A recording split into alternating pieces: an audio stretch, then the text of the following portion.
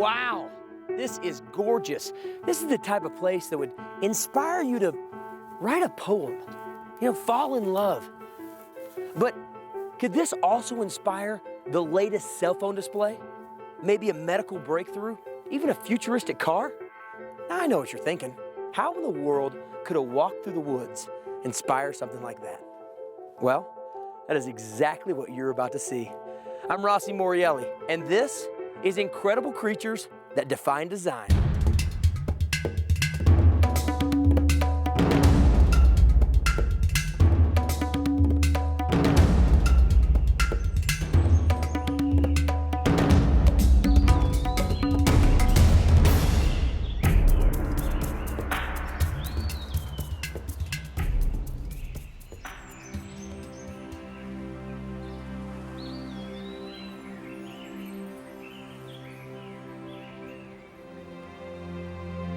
What is it about nature that draws us?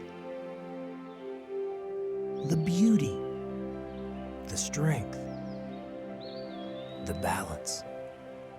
Why is a stroll on a summer day so comforting?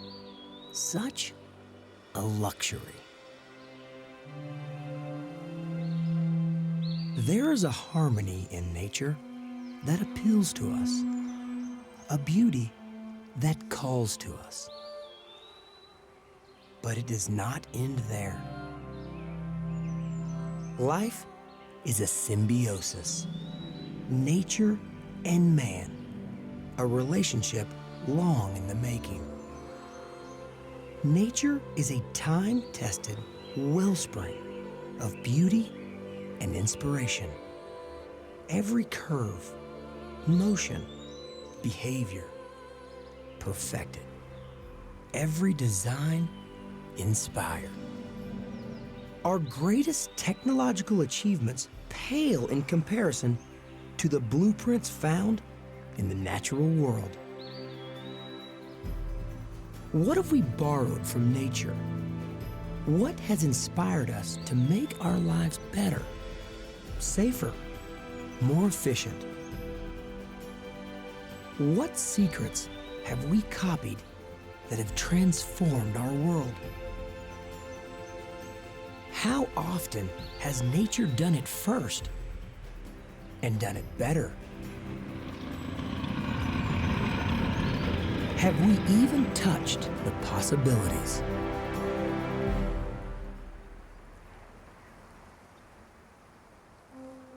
Consider the story of George de Mestral.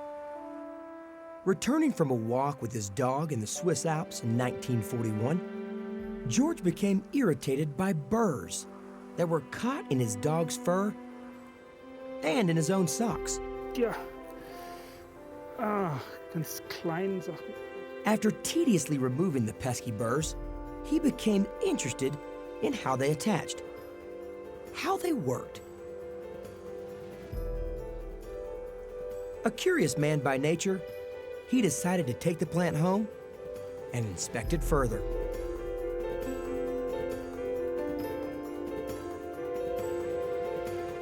Examining the burrs under magnification, George noted hundreds of hooks that caught on anything with a loop, such as clothing, animal fur, or even hair.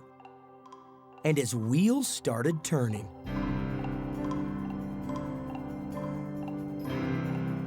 He saw the possibility of binding two materials reversibly in a simple fashion, and if he could figure out how to duplicate the hooks and loops, he might be onto something.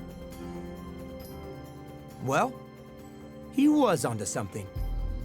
Inspired by this simple but incredible plant, George de Mestral created a product which has become a common household name. It's on shoes, clothes, luggage, and has even been used in outer space. It has grown into a multi-million-dollar industry, the everyday fastener, Velcro.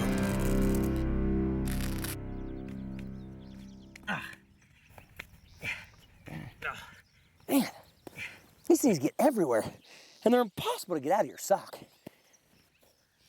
I mean, how could something so simple and so irritating lead to such a groundbreaking idea?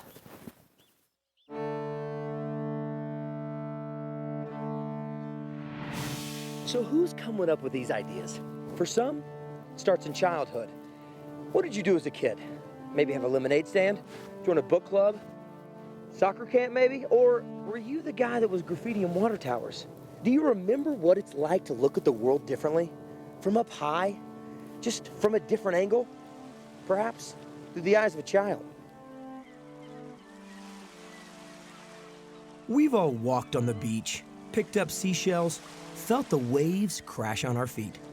Well, having grown up on the coast of Australia, Jaden Harmon spent his childhood days exploring the beach as well. The ocean as his teacher, he learned the workings of the natural world through the curiosity and observation of a child's explorative mind. Jaden was mystified by the beautiful symmetry and perfect design of these seashells. And late at night, as he compared the wild variety, he noticed something similar in shell after shell after shell and beyond. This beach that I grew up beside had lots of seashells, and they're all built to the same shape. Every seashell. The shape that nature uses is this spiraling shape we see in a whirlpool. Here we have a nautilus shell, and this is classic shape. You can imagine people in the early days finding this on a beach. I mean, that's quite stunning. Who can look at that and say, well, that's an accident? It's not, you know, it's unbelievable. There's something mysterious about it.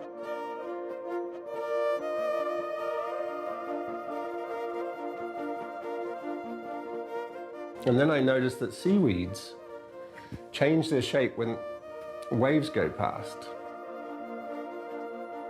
This is the pattern that seaweed changes to. As the waves come past, seaweed changes to this shape to relieve the pressure. A flag does the same thing as well. The water is actually being relieved. Jaden had discovered a fundamental design of nature. When we start to look at our world, we see the spiral shape everywhere. We see it in a sunflower. We see it in a hurricane. We even see it in the cochlea of every human ear. It's all the same. In every flower, if you look at a rose, and the way the petals are folded up together, they unfurl in a spiral.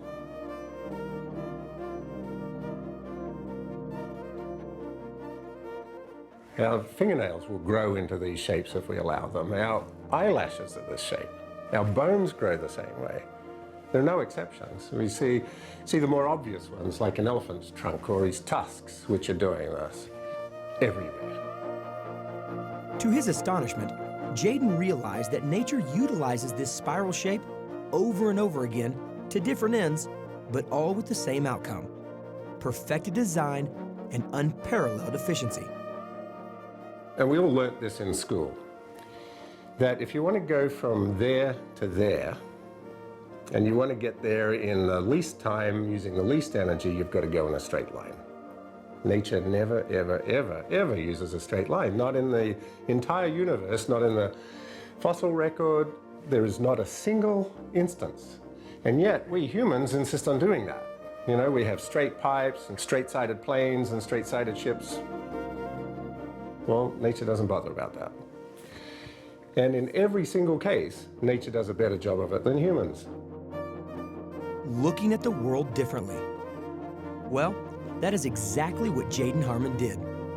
He spent hours studying the shell, and by observing how the spiral is utilized in nature, he developed a passion which eventually coalesced into a company he founded many years later, Pax Scientific. So that's what this company's about. It looked at nature, and I've been looking at nature since I was a little kid, and seeing that nature has a different approach, and there is an understandable approach. What if we look around with a new eye and borrowed ideas from the amazing designs around us? What if we bypassed 100 years of traditional engineering and took a clue from nature? So what I did quite some years ago was worked out how to freeze a whirlpool. And it took me a long time to work that out, but once I worked it out and I had a frozen whirlpool, then I was able to reverse engineer it and extract the algorithm. So here is the first frozen whirlpool.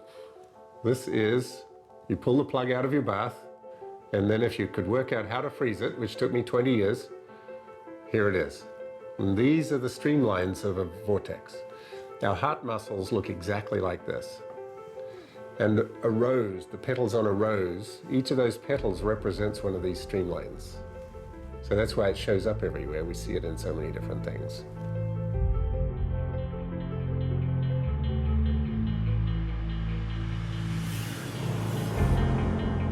Jayden was eager to try out his design and realized that one of the applications is the movement of water. So, Pack Scientific looked to one of the most inefficient systems out there. Water towers. Have you ever really looked at them? They're big, round, they hold water. Simple enough, right? But do you know how expensive it is to circulate the water in these towers? Why? Because circulation of water is vital in preventing stagnation, disease, and freezing. Now, existing pumps do the job, but they're hard to install, they're expensive, and they use a lot of energy. So, Pack Scientific answered this dilemma with a drastically smaller and far more simple idea that only a child could have imagined. So we put this tiny little thing in these huge tanks, 7 million gallon tanks, and we got a 6 or 8 inch high impeller with a little motor on it, and we can circulate that entire water body, almost frictionless. So this is drag reduction nature's way. This little propeller is something to be marveled at. To truly understand this incredible design, let's compare its performance against existing pumps. In current systems, in the unfortunate event of power loss, the water turns stagnant in just a couple of hours. However, Pax's tiny mixer is so efficient that if power is lost, the water in the tank will continue to circulate for up to 2 days. Nature has redefined the water mixing industry. So I had the great fortune of not being encumbered by the knowledge process. So I just saw the stuff in nature and it worked. So if it worked, I didn't need any more proof. This new technology, inspired by a simple yet elegant seashell, is extremely small, installation is nearly effortless, and it uses 80% less energy than its competitors. And why? Because this invention is derived from nature's incredible example by someone who thought outside the box. I had so many people tell me it doesn't make sense, it can't work. How could somebody that's not a scientist come up with something that beats 100 years and billions of dollars of research? Well, I'm not beating anything. All I've done is I've looked at how nature does it, and nature beats everybody at everything all the time.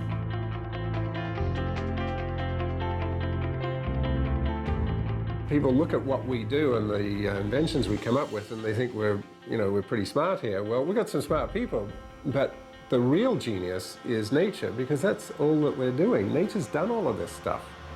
We're just capturing it. Continuing to use the natural world as their inspiration, Pack Scientific already has plans for a new combustion engine that amazingly needs no lubricants, has no friction, is ceramic, and it only has one moving part. This design is one of many revolutionizing our world. Have you ever ridden in one of these? I mean, this is a childhood fantasy for me. I've always been obsessed with helicopters. I mean, think about this. Blades that spin fast enough to create an air current to lift tons of machinery. I just don't get it. Blade technology has been continually evolving to be faster and quieter, all with the same goal, to efficiently move air. That's awesome. Let's do this. One of the leading uses of blades is in fan technology, and these next guys have taken this to a whole new level. Tucked deep in an office behind mountains of manuals alongside a wasteland of discarded ideas engineers were at their wits' end trying to redesign a technology that had long ago reached its zenith. Or had it? 15 years ago, most fan blades were basically a flat piece of steel or aluminum or plastic where it was just a paddle. Over the course of time, we had really reached kind of a plateau in the technologies. Zeal Abeg, a leader in the fan manufacturing industry, is an expert. They needed inspiration for designs that would break the mold and elevate their product above all the competition. You might think that a fan is a fan is a fan, but these guys discovered something that took their fans to a whole new level. Traditionally, Zeal Abeg has been on the cutting edge and the leader in fan technology, but we knew we had to get to the next level.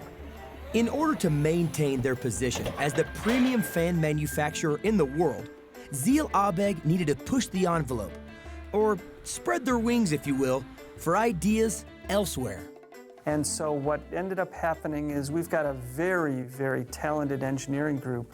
They started looking for new ways and things that could be done to give us an additional advantage, to improve efficiency and lower noise.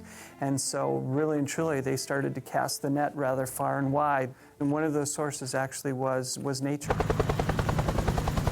The first in their industry to do so, Zeal Abeg pushed back hundreds of years of industry standard to chart a new course. Oh man, look at these blades right above us. That's not a sunroof you want to stick your hand out of. One of our engineers ended up picking up a book on biotechnology and going to the section on birds. And really and truly, the light bulb went on, and they took a look and said, hey, we might be able to apply some of this technology. Their focus soon turned specifically to a remarkable creature, the owl. As a predator, especially a night predator, the owl's survival depends on stealth, and it is the most silent night flyer. One of the interesting things about the owl is the shape of the wings, the nature of their trailing edge of their airfoils and so forth, end up all contributing to efficient action and very low noise. And so when we were taking a look at what could be done to move our technology forward, taking inspiration from a bird of prey, especially an owl, was a natural step.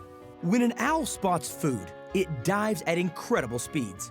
Amazingly, just before snatching the prey, the bird has the remarkable ability of stalling its dive by changing its wing's shape.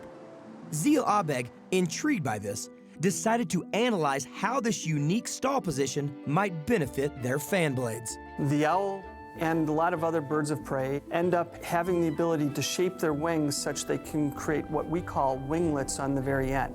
What the winglets allow the birds to do is fly in a much more efficient manner. And so the winglet at the end helps to keep the air from spilling off over the edge and to go in the direction that you're actually intending it to go. So we have a little winglet on the end of our blade which helps improve the overall efficiency. By capturing the airflow and directing it with winglets, the owl is a powerful, precise, and efficient flyer. But Zeal Abeg noticed something else. The swept shape of the wing gives the owl more speed by maximizing the air's interaction with the wing. The swept nature of the wing allows us, in a rotating type environment where our fan blade rotates, to be able to smooth the airflow onto the fan blade itself so that we create a whole lot less noise on the entrance of the air to the fan, and then we're also able to shape or push the air more gently in the direction that we want.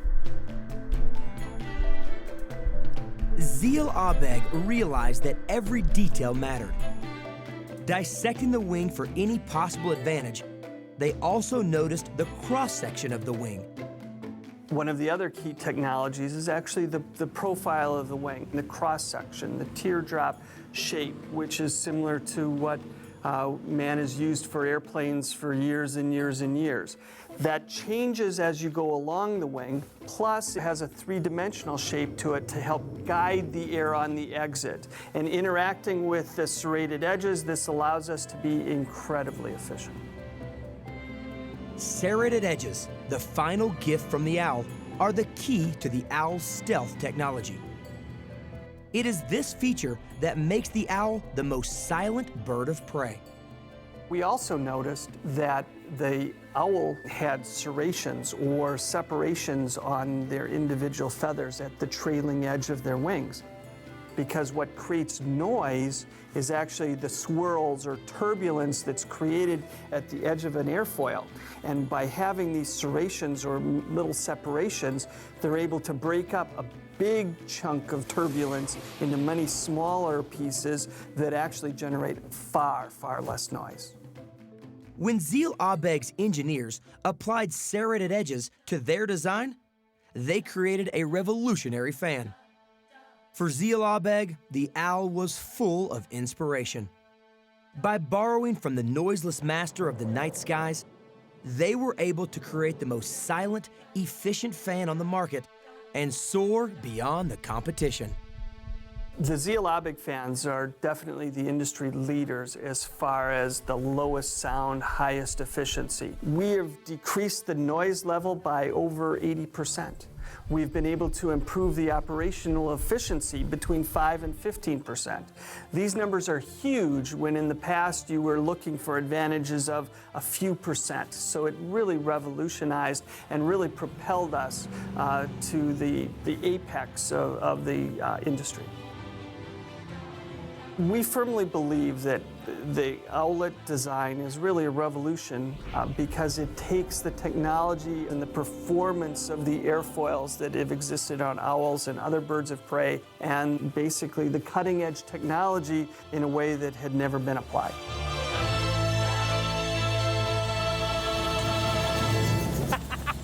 Oh man, that was awesome! I mean, I feel like a kid again. That was so fun. The view, amazing. A little bit loud though, I gotta be honest. I can't hear a whole lot. This thing could really use some tips from the owl, you know what I mean?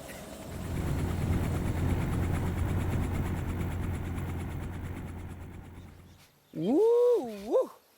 This baby is nice. A 1962 Mercedes-Benz 220S. This represents a long line of quality cars. Some would say the best in the world. Now, where do you think they looked when they were trying to come up with the design for a new concept car? You guessed it, nature.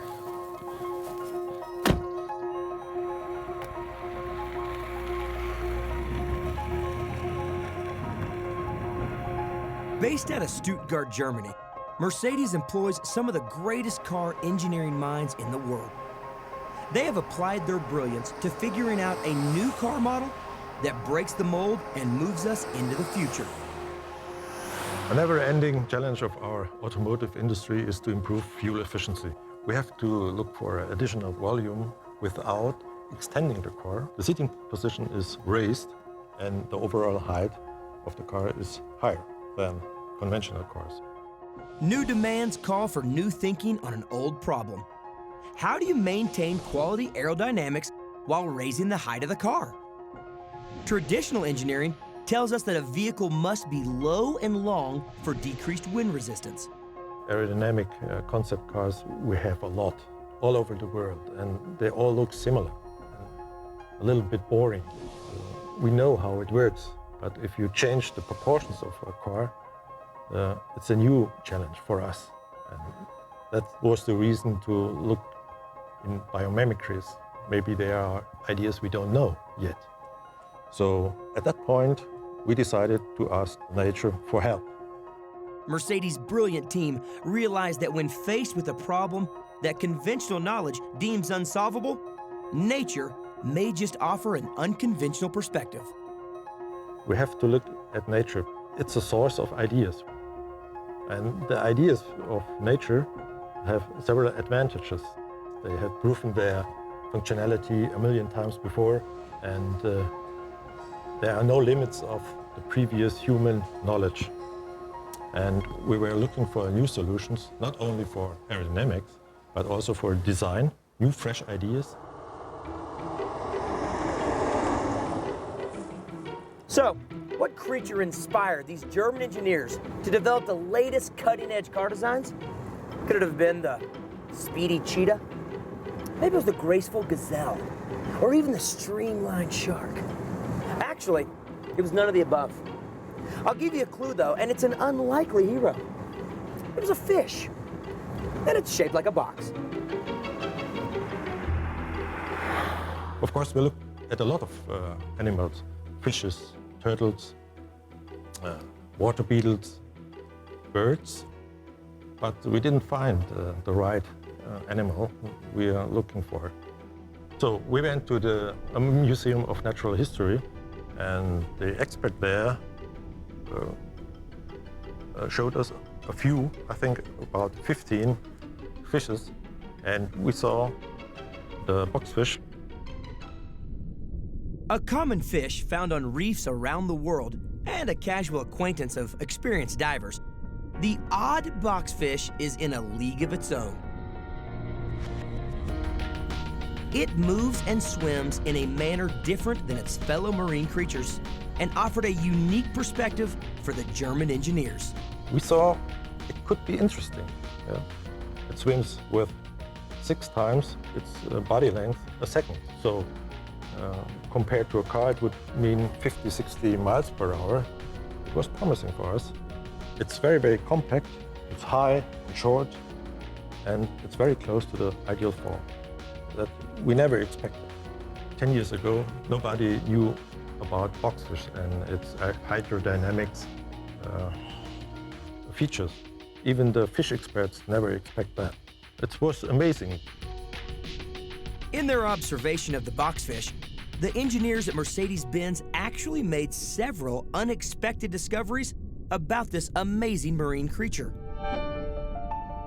The creature developed for the environment within the coral reefs. So coral reefs are very similar to our cities, narrow city streets. Boxfish has a very similar strategy compared to our cars to protect itself. And in the case of cars, of course, we protect our occupants. One example is the skeleton outside the boxfish. It moves completely different like other fishes, because other fishes, bending of the body is part of the locomotion. Not so the boxfish. The boxfish has a very rigid body. The boxfish is heavily armored and unbending as part of its defense mechanism. And it's structurally built to maximize rigidity with minimum weight. It motors through the reef, navigating the narrow streets of coral with ease, very much like a car. Boxfish seems to be suitable for our cars because the cross-section of the car and the boxfish matches perfectly. Here we see a comparison of the cross-section of Bionica in green and the boxfish in blue. It shows how perfectly it matches. It's surprising.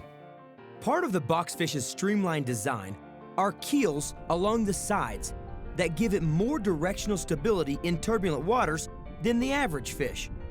As a result, they are less affected by rowdy waters and waste less energy compensating. Of course, where effective handling of turbulence underwater suits the boxfish, it benefits a car's aerodynamics and its performance in wind turbulence. We found it's promising enough to build a bigger model for our wind tunnel testing, and we all were amazed. We're very happy about that figure we measured in the wind tunnel because it was exactly the animal we were looking for. Good hydrodynamics. It matches the requirements we have for the shape and the proportions and so on. And we felt very happy about that. Here we see a few sketches of the design process, starting with the fish and the first ideas to transform it to a car and compare car and fishes. And we always wanted to keep the character of the fish so that everybody that knows the boxfish story behind the car will see the boxfish. That's the original boxfish model we got from the Museum of Natural History. And we enlarged this original shape to a size we can use in our wind tunnel. A liquid is sprayed on the surface to show the streamlines on the surface of the fish. A perfect match for Mercedes. The boxfish is actually a very smooth swimmer and is at the top of its class for energy efficiency and economy, with high grades in maneuverability. Here we see a stage in wind tunnel. Here we have our final model. It's just the size of a European compact car for everyday use. That features perfect aerodynamic. So the car is called bionic car. It means it's inspired by nature, especially the box fish. It's very streamlined and progressive. It's based on physics. That's the difference. It's very important.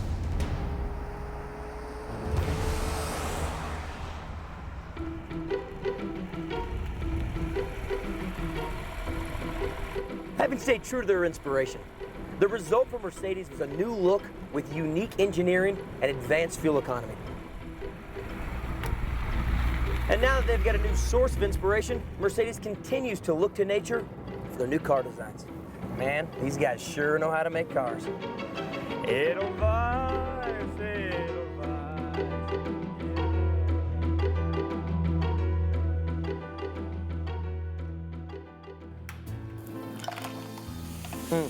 I'm Italian. I love to cook. I love food. I love butter. I love mussels. They're kind of ugly little creatures, but I like them. Well, I'll tell you what. You take some garlic, some onions, some white wine, plenty of butter, soak these suckers in it. You come up with a fantastic, tasty little creature.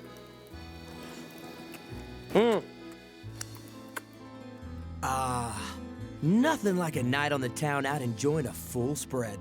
So much to choose from. Grilled mussels steamed with fennel, mussels italiano, seafood cioppino, mussels marinara, molto bene.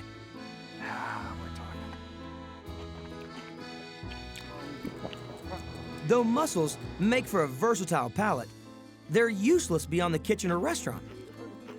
Or are they? Did you know that this simple creature of the ocean holds clues to extraordinary breakthroughs that have been eluding the brightest scientific minds for decades? For the past 30 years or so, people have been studying these mussels and trying to understand how it is that they adhere to all these different surfaces. It's really only been for the past 5 or 10 years that people have been trying to mimic the adhesion that mussels use to stick to different surfaces. It's pretty humbling, actually, that these mussels have been using a wet adhesive to stick to rocks and things in the ocean, and we've been working on it for 30 years in the lab and haven't been able to come up with a good mimic of that. Man's superglues and industrial glues work great on dry land, but underwater act more like soggy noodles and pale in comparison to the mussel's own glue factory. They can produce a natural glue with unparalleled adhesive properties that operates in a wet environment. Mussels can stick to just about anything, even Teflon, which they use to coat non-stick pans. Teflon's one of the most non-stick materials known to man. One of the most important things is that they can stick to wet surfaces. Obviously, everything in the ocean is going to be covered in seawater and sort of a biofilm on pretty much everything. The applications for wet adhesives are staggering. But to understand this, one must first understand the marvel of the mussel. From glands in its foot, the mussel secretes a glue that hardens in less than 5 minutes into filaments that will tether it for life to a rock. Incredibly, these fine threads can withstand years of pounding surf and resist forces of 1,000 pounds per square inch. So how does a mussel accomplish what man has been incapable of achieving? Creating a strong bond in an all-wet environment. Researchers, like those at the University of Santa Barbara, raise mussels to study their properties in the hope of creating a synthetic wet glue solution for mass production. The protein-based glue has a specific chemistry that can chemically sort of remove the water layer and attach to a wet surface. And here we have a muscle attached to a sheet of mica, and up here at the plaque is where the protein glue is sticking to the mica sheet. So where does that leave us with the muscle?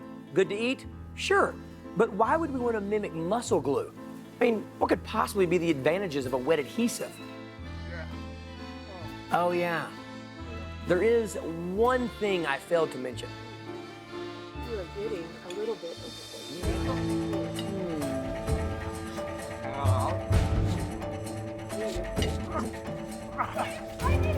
Heart attacks, the leading cause of death in the U.S. Heart disease has become the leading cause of death. American diets are rich in saturated fats, a lot of butter and pasta and rich foods. That, along with inactivity and other genetic factors, all produce massive amounts of heart disease in our society today. During heart surgery, time is critical. With heart bypass surgery or even valve replacement surgery, the heart is stopped once a patient is on the bypass machine. And there's a critical time frame for the heart to be able to survive. And one of the things that takes the longest is suturing. For decades now, we've been using suture material to repair arteries in the body. Using monofilament suture material takes time, placing the sutures in the correct place, making sure there's no leaks, and even the potential for having to go back and redo the surgery to remove scar tissue. What if we had a faster method of mending tissue? From heart surgeries to dental work to liver transplants, this incredible glue would allow doctors to bind tissue, organs, or even teeth naturally and more quickly in the wet environment of the human body. To be able to use a wet adhesive to attach arteries would decrease time on bypass machine under general anesthesia because you wouldn't have to be sewing up every little seam. Scarring would be less using a natural amino acid-based wet adhesive. And there are no sharp objects. In my opinion, wet adhesives would revolutionize the way that surgeries are done now. The current glues used in medical applications aren't natural-based glues, and your body will tend to reject them because they don't want them in your body. A glue based on these muscle protein adhesives would be made up of natural amino acids that are commonly found in your body, and your body will have less of a chance of having an adverse reaction or rejecting them. So, the next time you sit down to enjoy a big plate of steaming mussels, look at them with a bit more than culinary appreciation, because someday, that mussel may just save your life. Oh, and note to self, lighten up on the butter.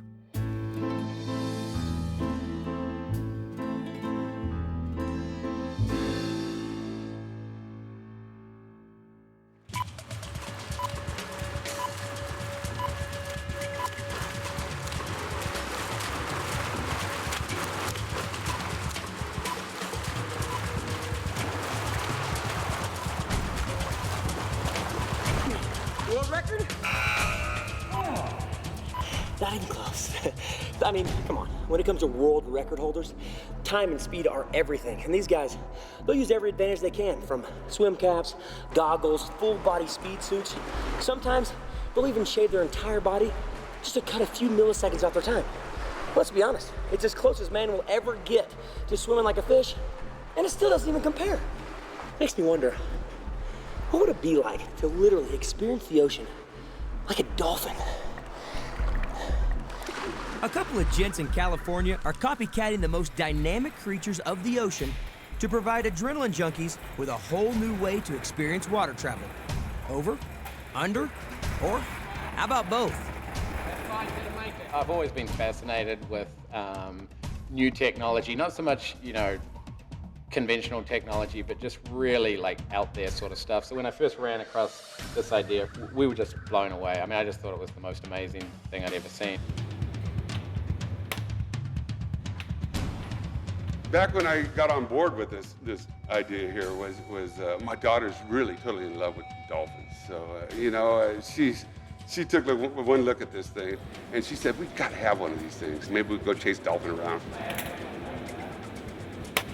Everybody at some stage has dreamed about riding a dolphin. I mean, how many kids want to be dolphin trainers or, go and be biologists where they go down and swim with dolphins and would like to hold on to them and dive them? What we're doing is kind of recreating that experience using existing technology. I mean, just like an airplane allowed people to experience how birds saw the world, we're kind of created something that allowed people to experience what a dolphin does.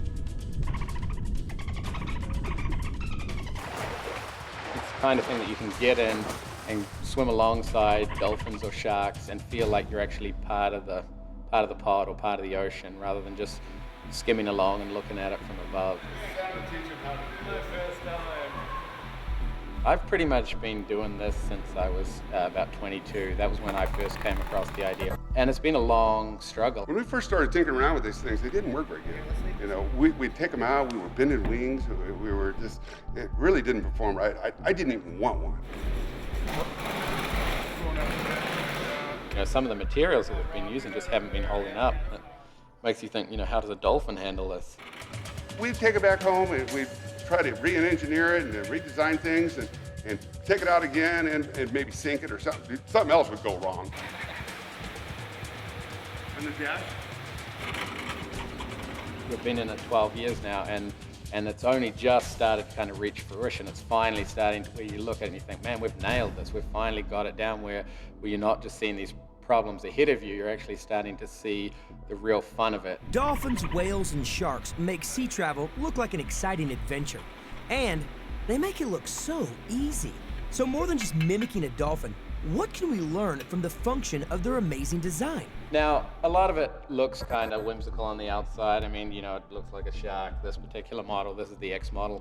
But all the appendages you see, they all have a practical purpose. I mean, although we've tried to keep a pretty organic looking shape, all the wings are actually achieving the same stuff as what a dolphin or whale uses. We use the main dorsal fin not so much for navigation, but as a snorkel for the engine to breathe. This particular one has another tail on the back, just like a shark fin, but that also serves the purpose of an additional snorkel to let more air into the internal combustion engine.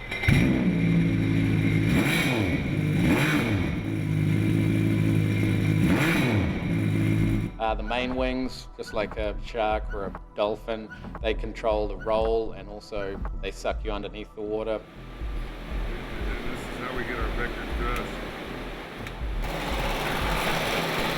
The rear flukes, like on a dolphin, actually they allow you to do the big jumps. Because we weren't able to, move the actual fuselage of the vessel itself, we had to try and use conventional technology to do that. So the jet unit of this particular boat can actually move left and right and up and down, which really simulates the tail articulation of a real dolphin. Now this allows us to get the really big jumps, turn in midair, roll rapidly. It really gives you like a sudden change in direction that a conventional boat's just not able to achieve.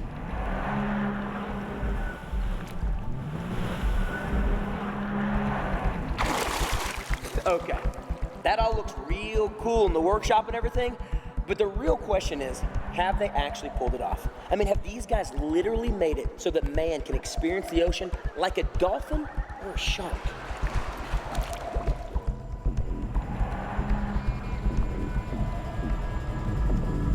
Because we're really mimicking nature, we're mimicking animals of the ocean, whales, dolphins, sharks, fish, we're able to do things that conventional watercraft just aren't able to do. I mean, most boats, they just plow along the surface, that's all they do. I mean, they can go fast, they can jump waves, but really you're confined to left and right, that's what you do. Fast, slow, left, right. When you can really fly through the ocean and jump over it, go through it, go under it, it's a far more exciting way to travel.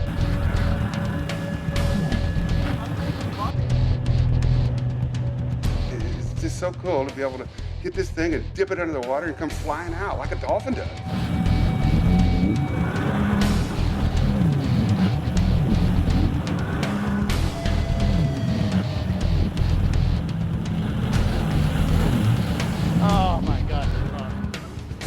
are actually trying to replicate a lot of the movements that they're able to achieve. You know, we can jump, roll, and throw it around like a dolphin or a whale. We can dive beneath the ocean. We can, we're always trying to push the limits and try new tricks, try backflips and all sorts of new stunts. So if we copy dolphins, I mean, there's so much more that we have to achieve. Now, when we started out, we started out with a little dolphin prototype that had a 110 horsepower engine. That thing would do about 30 miles an hour on the surface, and about 20 miles an hour underwater, which is very comparable to a dolphin or marine mammal. With the newest sea breacher, this has a 260 horsepower engine. This thing will do 50 miles an hour on the surface and probably 25 miles an hour underwater. I mean, we're starting to beat them at their own games. But I mean, it's a really unique experience when you can actually fly beneath the water and jump and twist and roll. It really throws you around. I mean, people they're not quite ready for what an adrenaline ride it is when you're on the inside. You can imagine what a dolphin or a whale experience is. I mean, they must just be having a heck of a time down there.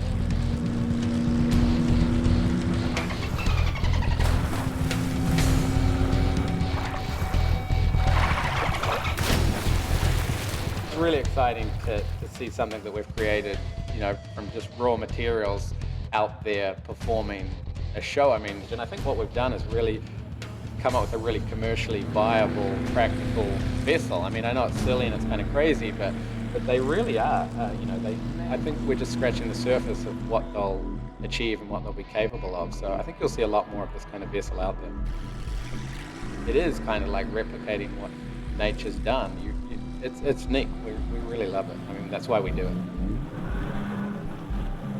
If there's one thing we've learned from the 12 years of development that we've been putting into it, it's that, you know, mimicking nature is not easy. I mean, what they make look so simple when they jump out of the water and do a twist and a flip, it's like, I mean, it's taken us some serious headaches and solving problems just to try and get the performance that we're doing now.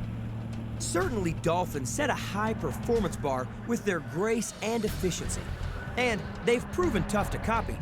The question is, how do we use man-made technology to recreate what a dolphin does so naturally?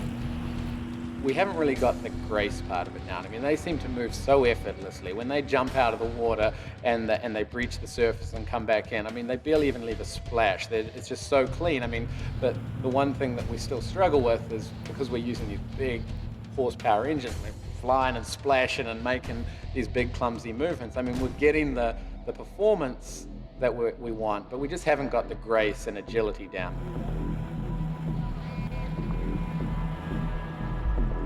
Since we've been doing this, we get caught up in the little problems, you know, technological problems, fabricating the parts, you know, building the body components. And even we sometimes forget what we're actually trying to do, you know. I think everybody needs to step back occasionally, whatever industry they're in, and really look to how nature achieved certain solutions to problems. Whew. You know, though the road may be challenging, the rewards are great. Tal. The Sea Breacher is an exciting, unique vessel, unlike anything else on the market. Oh, my garage. I'm gonna have to change that. Step right up and see the amazing Rossini and his bag of tricks. I'm the greatest musician in the tri-state area. How you doing, sir? What's your name? Ben. Can I show you a trick, Ben? Sure. Oh, fantastic. So look here, do you have a dollar bill? Pull out that dollar bill. So I just want to see my bag of tricks here. Empty bag of tricks. Nothing in there. It's okay? All right, empty bag of tricks. Go ahead and pull out your dollar. All right, great. Now rip it in half. Yeah, Ben, don't even worry. Just rip it right in half and turn it. Now rip it again. Yeah, rip it. Yeah, now rip it one more time. Great. Now stick it in there. All right, Ben, don't worry. It's the bag of tricks. It's the amazing bag of tricks. Would you get in here, shake it around a little bit? Are you ready? Abracadabra magic bag. Poof! And ha-ha!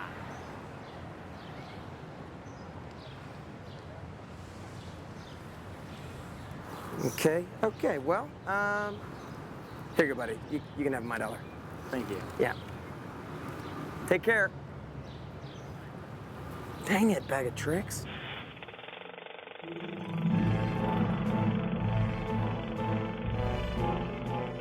Sleight of hand, a bit of smoke, light, mirrors, and poof, it's gone. Unlike the cheap tricks magicians use to create their seemingly impossible feats, the butterfly is the true master of illusion. Floating loftily on a gentle breeze, the butterfly has an astonishing trick up its sleeve, or shall we say, on its wings.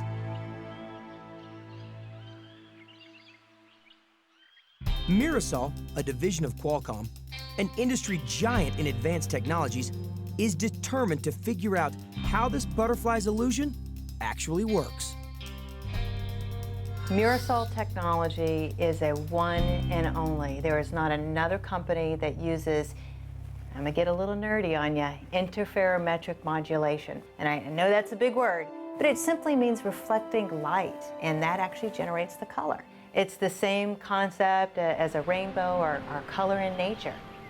Mirasol's vision for this technology is revolutionary. They plan to do no less than to reinvent cell phone display technology by unraveling the science behind one of nature's most enchanting mirages. We're not using backlight to illuminate the display. We're using the natural light in the room. Same way a butterfly does. One of the oldest and most beloved illusions is something appearing out of nothing. In the same spirit, some butterflies' mystery centers around their radiant color. Because you see, though they are arguably the most colorful creatures on Earth, for some, their wings are in fact colorless. If you look inside the butterfly's wing, it's mostly air. So there's just very little mass in the wing where the color is being created. It's just a bunch of air pockets and strings and little fins and films and scales. That's the challenge for us. How do we reproduce something as precisely as nature? Every magic trick has a secret behind the illusion. When the curtain is pulled back, some butterflies' secret is that their wings are colorless, meaning they have no color pigment at all, but instead are composed of thousands of microscopic layers that bend light, much like a prism. The mirage happens when light hits the butterfly wing and is refracted and reflected within the innumerous layers, resulting into stunning, glistening color. So, though some butterfly wings do not have any pigment, they are rich in color because of how light interacts with the reflective layers in their wings. By unraveling the butterfly's secret, by figuring out how to reflect existing light to create color, Mirasol has created a revolutionary screen that creates its own color from light and does not have to produce light. The displays only use 2 layers. You have a set of films which let some of the light through and some of it reflect back to the user.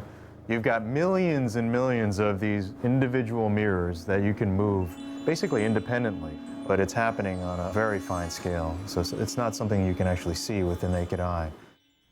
It's a reflector that's basically a trampoline sitting behind this first layer, and we have the ability to distort that trampoline so that it comes up or goes down to be close or far away from this first reflective layer, so that you can have something that maybe starts off with a red hue, move it in a little bit, get a green hue, move it in a little bit more and get a blue hue. And so when you combine black with the different primary colors, red, green, and blue, you can create basically any image. When I look at it, our version of the technology is like the very first layer of the butterfly sandwich of layers. I mean, there's tens of thousands of these scales that are in each square millimeter of space on a butterfly's wings, and we're only doing just one of those individual layers. But that's only Act 1. Act 2 is that Mirasol's displays use little to no energy. Sounds like fantasy, doesn't it? But as is often the case, truth is stranger than fiction. Why would you want a Mirasol display instead of an LCD display? Because it's about the power. The battery is the Achilles heel of the device. And if you're using an LCD, it's very energy hungry, because it's forcing the light through a backlight. So it really has to illuminate those colors from the back end. Mirasol doesn't do that. We use the light in the environment, regardless of the environment, that actually generates the color. So in a completely dark environment, we would use a little bit of the battery power to light up the display, a very small amount compared to what you would use in a traditional liquid crystal display. But as the ambient lighting gets brighter and brighter, we can dial down the power that we're drawing from the battery and eventually take it down to almost zero because you're using all of the light from the environment to view the display. By borrowing from the butterfly's design and reflecting existing light to generate color, Mirasol's grand finale is a new technology, a display that becomes brighter the brighter the environment while using no battery power. When you take that cell phone outside, your current cell phone, you'd be doing this because you couldn't see what was going on because the LCD is fighting the sun.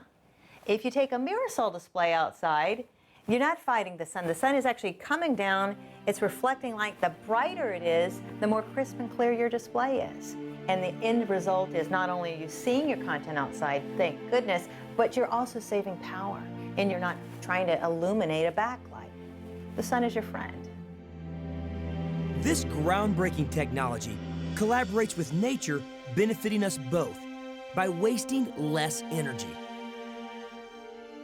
So we got the inspiration, made the connection, but I think we're realistic in not thinking we can actually replicate that specific design that's in a butterfly wing or a beetle shell. It's impossible. Just as magicians practice tirelessly to make their tricks defy reality, so Mirasol's displays required masterful engineering and radical new thinking, and even so, it is far from the complexity of the butterfly. We've won numerous industry awards because of the unique way that we deal with color. There's no one in the industry that's creating displays the way we do. It's a real innovation, and really it's the future of the display industry. These engineers have been able to mechanize, if you will, nature, and in that way deliver something that's valuable to the consumer. We would love for it to get out there and displace traditional flat panel display technologies for the reasons of it being efficient in its power usage, it's viewable in all environments, and it's environmentally friendly in the materials that it uses. Think of all the other portable devices that could benefit from low power and sunlight viewability. Cameras, video cameras, MP3 players, anything that's portable and outside, possibly even laptops. The technology has the ability to scale, which is amazing. Like pulling back the curtain, butterflies hold the keys to making some of our wildest imaginings come true. Some of the best acts are yet to come. When I step back and think about all we've had to do, all of the people we've had to involve, all of the technology we've had to introduce to actually help progress this thing, the factories, the analysis, all of the hardware and software that had to be built and developed just to make this tiny little thing that every butterfly, every blue morpho butterfly is born with in its genetic makeup. You know, it just has to be born and the color will come out of it. And we have to do all of this, right? Have all these people, all these factories, all this infrastructure to make the same thing happen. So it's just, it's awe-inspiring. Can you believe it? And all thanks to the butterfly. I mean, this is radical stuff happening here, but based on a simple little creature that's always been fluttering around. I mean, I see butterflies all the time, but who would have thought that they would be the key to such a technological breakthrough? Amazing. What am I doing wrong?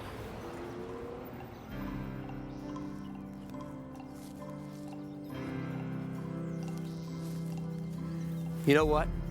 I'm starting to look at everything a little bit differently now. I mean, it's amazing that something so simple as a walk through the woods can inspire so many products that benefit all of us. And it's just the beginning, because every creature has something incredible to offer. So the next time you go for a walk, instead of just taking pictures or collecting pine cones, take a look around. Maybe something will inspire you. I'm Rossi Morreale. See you next time.